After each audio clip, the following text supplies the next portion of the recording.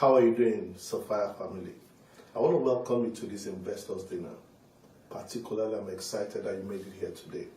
My name is Ubong King and they know me as the troublemaker. Interestingly, I've decided to come to talk to you today. I wish I could be there, but unfortunately, because of certain things, I could not make it. But I needed to just share something with you, something that is personally a conviction to me. Number one, it is good to smell well. How did I get involved into smelling good things? From my foundation in Christianity. When Jesus was born, in Matthew chapter 2, especially from verse 1 to 12, they said 3 wise men came to see Jesus. And when they came, they were bearing gifts. One of them brought gold. The second one brought myrrh. And the third one brought frankincense. Now, when you check what gold is actually money. Myrrh and frankincense are both perfume. So, 2 out of 3 of the gifts that Jesus received at birth were perfumes. He received perfumes and he received money.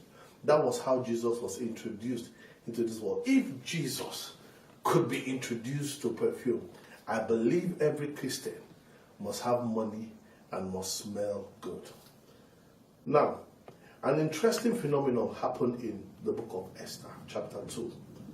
Now, Esther was supposed to be introduced to the king because they had changed the former wife. So to get her prepared for the queen, for the king, an interesting thing happened. She was made to be in a place whereby 7 handmaidens were there massaging her. In verse 12 of Esther chapter 2, they said, according to the purification of women. In short, that means to purify her, to make her ready for the king. They had to soak her in sweet odors for 6 months. And then in oils for 6 months. So for 1 year, they were using perfumes instead oud, and she was smelling, because until the queen is ready, the king will not appear. They were using sapphire scents on her, getting her ready. The king was attracted to the oud. Jesus in Luke chapter 7 went to eat at a function, at a party, and then a prostitute came there. She cried behind Jesus. Jesus was not moved. She was using her hair to clean it, but Jesus was not moved. But when she broke the alabaster box, there was mobility by Jesus. Perfume moved Jesus. In the book of Proverbs, it also says something, that sweet odors make the heart glad. Sometimes, if you need to chase any negative feel around you, just get sweet odors from sapphire scents. Now, why am I saying sapphire scents? I want to just share something about Bible economics to you, and this is it. In a story in the Bible, in John chapter 6, Jesus was on a mountain, and the Bible says that there were 5,000 men. They did not count the women, they did not count the children. Please follow me.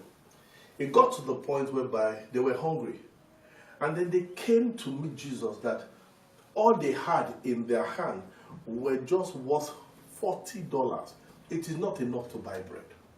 Jesus said, tell them to sit down. There was a young boy that had only 2 fishes and 5 loaves. You remember the story? 2 fishes and 5 loaves. Okay. Now, I decided to put a cost. If 2 fishes and 5 loaves, maximum it will cost only 2,500. So what did Jesus do? Jesus said, let's put structure in a place. Let them sit in packs of 50. Let them sign up under a franchise name. Let them put together structure whereby we can put in place in 50s, in hundreds and in 50s.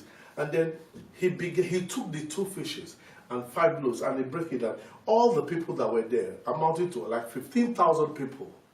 15,000 people were fed with fish and bread. And then he said, pack the remnants.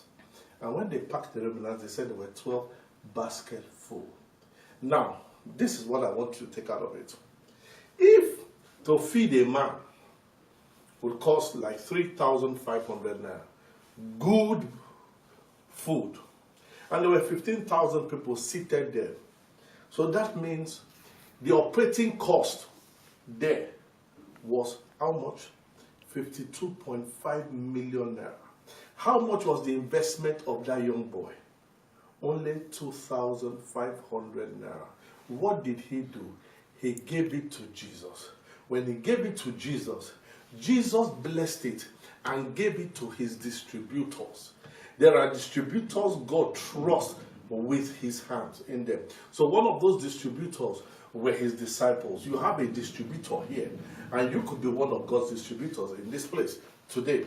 And he distributed it, and they all ate. All 15,000 people ate freely.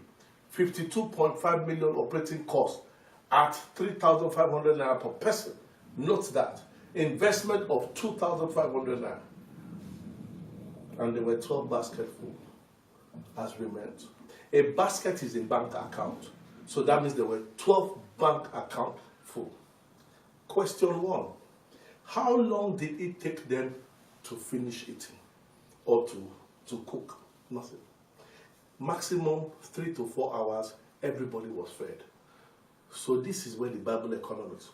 What business can you do with 2 fishes and 5 loaves, worth 2,500 naira, that can take care of an operating expense for a structure for 1,500, 15,000 people, valued at 52.5 million naira, and get back with 12 basketful? It will take God to be involved in that business. This is one business you can look at. Let me leave that part alone. Jesus was by the waterside, and then he saw a guy called Peter who was mending his nets. And what did he do? He said, let's move back into the water with your boat. And then, in the middle of the sea, there, not too far from shore, he said, cast your net on the right side. Peter said, I studied physiology in school. My father is the chairman of the National Association of Fishermen. My cousin is the head of all the net manufacturers company within this Jerusalem. My mother is the mother of all the female fisherwomen in the area. You don't catch fish in the night, in the daytime. You catch fish at night. He says, I have toiled all night, but nevertheless at thy word, I will cast my net. And he did that. And he caught a net-breaking miracle that he had to beckon on partners. You remember that story? Question 2. How long did it take them? Did it take Jesus? Did it take Peter to catch that fish? Not 2 days. Not 3 years. Let's say not more than as much as maybe 30 minutes to 1 hour.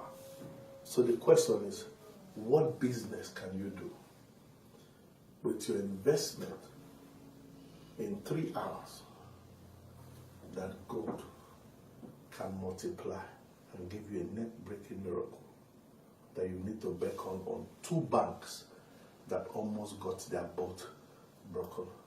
It will take God. Sapphire Sense is an opportunity to be a part of this platform. So on behalf of my team and my friends in the Sapphire Sense family, I would like you to consider it, and let's do this together. See you, and let's make the world happen. My name is Ubong King, and I'm just the trouble.